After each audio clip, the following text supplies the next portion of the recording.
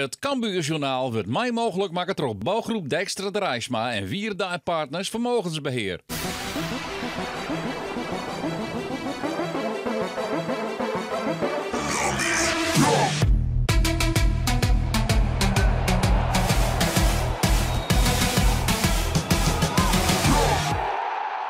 Welkom bij een nieuw Cambuurjournaal. Vlieniers die de teller voor Cambuur na 2 competitiewedstrijden op 0 punten. Hoe oors is dat nou? De 100% scoren zit nog altijd bij Cambuur achter de namen. 6 punten uit 2 wedstrijden. Na de wedstrijd in NEC en de uitwedstrijd in MVV. Nou wacht het een nijetje in stander en dat is Go Ahead Eagles. Een ploeg die een regengodien oploekt. Ze trainen de hele weken besletten en dus is het de vraag hoe de Deventenaren naar jou komen. Dat weten we net en dat vreek ik even net aan Maarten Pauwels, want dan brengt die jongen een lastig pakket. Dus wij zullen het mogen. We hebben de meeste dingen betraind in verschillende systemen, wat ze dwaan kennen. Nou ja, en dat zullen we het mogen. Vorige week weet ik niet of jou 2 bij MVV, had ik goed in. Dus dan moest hij in het begin even snel schakelen. Nou ja, dan hebben we het wel weer voorkwam. Cambuur zal naar alle gedachten met dezelfde olve spelers spelen in Go Ahead Eagles als de weken daarvoor in MVV. De spoeling wordt wel wat grutter. Zij is Erik Schouten wederom op het trainingsveld. De onvierde van de Leeuwarden ontbruts de oranje weken spelen nog geen competitiewedstrijd, maar hij traint weer mij. Kinder al meedoen in Go Ahead Eagles. Ik heb een Achillespeesontsteking opgelopen. Vraag me niet hoe, maar het zat er ineens.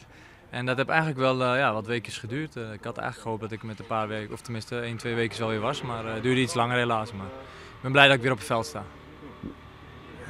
In hoeverre ben je ervan hersteld? Zo goed als er vanaf. Het is nog wat stijf, maar de pijn is weg. En nu is het kwestie van beetje bij beetje opbouwen en iets meer meedoen met de training. En ik hoop volgende week eigenlijk alles mee te doen, dus dat is positief. De wedstrijd in Go Ahead Eagles komt nog net wat te vroeg? Ja, helaas wel. Ik hoopte stiekem dat ik erbij was. Ik wil graag, maar ik denk dat het verstand zegt dat ik beter niet mee kan doen. Of tenminste niet erbij kan zitten. Hij is er nog net bij dus in de wedstrijd in Go Ahead Eagles. Wat betekent dat Cambuur mij dezelfde opstelling speelt als verleden weekend in MVV. Dezelfde alve nam dus die het verleden weekend mij zo'n 1 woen. Go Ahead Eagles spelen nog maar 1 competitiewedstrijd. 2 weken lang 0-0 in FC Dordrecht. En dus mag je stellen dat Cambuur de grote favoriet is voor deze wedstrijd. Dat liet de Leeuwarden Action in de openingsfase. Want dit is Isaac Kalon. Als die aan de bal is het altijd gevaarlijk. Je boet nom, zie het romte voor het schot. En het kind maar krijgt de oertikt weer terug de keeper van Go Ahead Eagles. Hij is gevaarlijk, maar zijn snelheid, maar zijn acties. Als dit nog een voorzitter voor Scott wie het is de rechte Sjen, maar hij gaat er net in. Aan de andere kant dan Go Ahead Eagles in de onval over de rechterkant. Goeie sliding op de bal van Ter Heide. En dan is dit wel een overtreding van Isaac Kalon.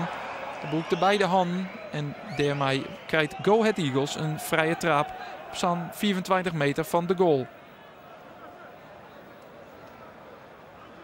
De koppers van Efteruit gaan in mei en dus moet Cambuur opletten.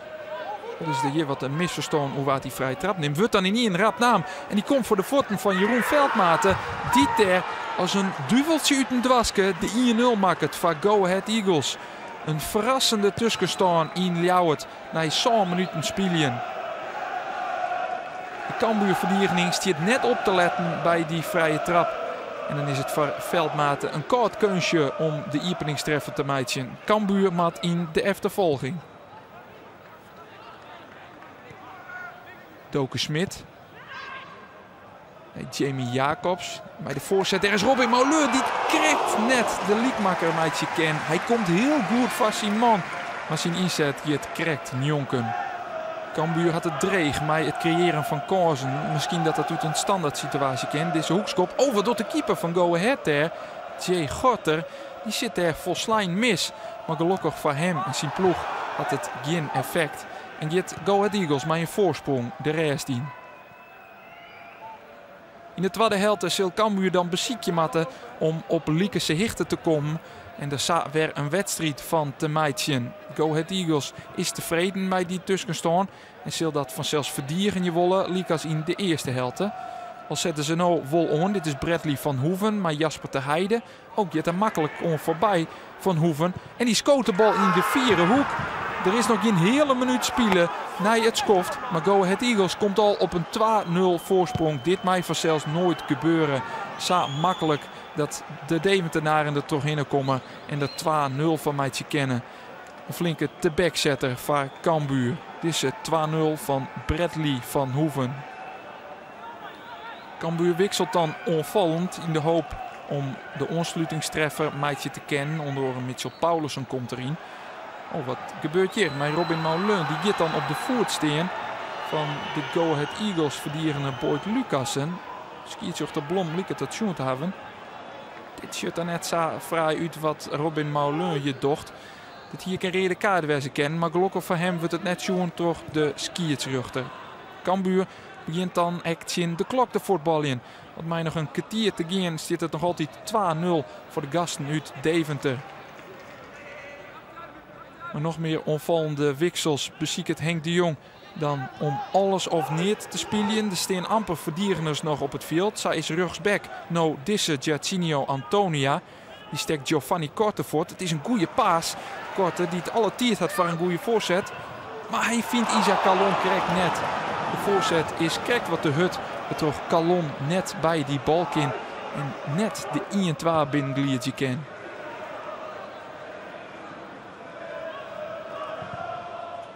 Henk de Jong realiseert hem dat zijn ploeg deze wedstrijd net winnen gaat. Sterker nog, Go Ahead Eagles is het dichtst bij een doelpunt. Dit is Kevin van Kippersluis, oud Cambuur-speler die het oorleidt op Nicolas Abdat. Maar Giovanni Korte, nota bene een onvaller, voorkomt dat Abdat de 3-0 van Meitje ken. Daardoor blijft het bij 2-0. Dit Cambuur verrassend onderuit zien Go Ahead Eagles. En Matte de Leeuw dus na 2 overwinnings nou de eerste nederlaag slikken. Ja, en in de tweede helft had je een plan, een idee. En dan kan je het 10 minuten naast en dan kan je iets anders doen. Ja, dan wordt het direct 2-0 en dat is eigenlijk de nekslag. Hè. Maar ik vond die 1-0 ik al, stonden we net goed. En ja, de rest eigenlijk achter de feit namen. Die ploegen die gaan heel compact verdedigend spelen. Hè. Die zijn eigenlijk dubbele sectie meter. Dus, en dan komen de eerste helft nog wel een aantal keren terug in. Hè.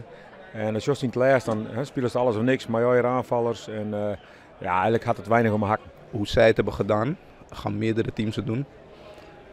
Dus hebben we genoeg tijd om daar een oplossing voor te vinden. Dus aan de ene kant natuurlijk is het vervelend dat je verliest.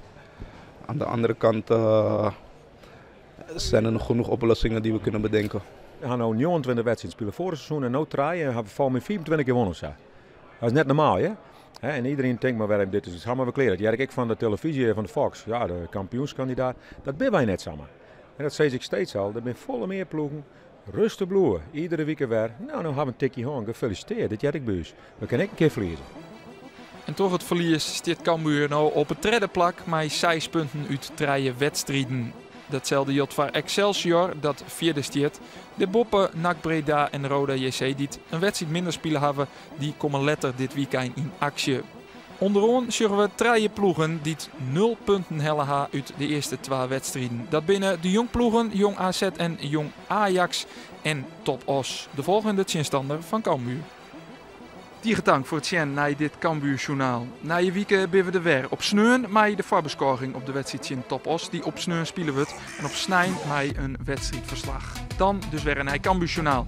En dan.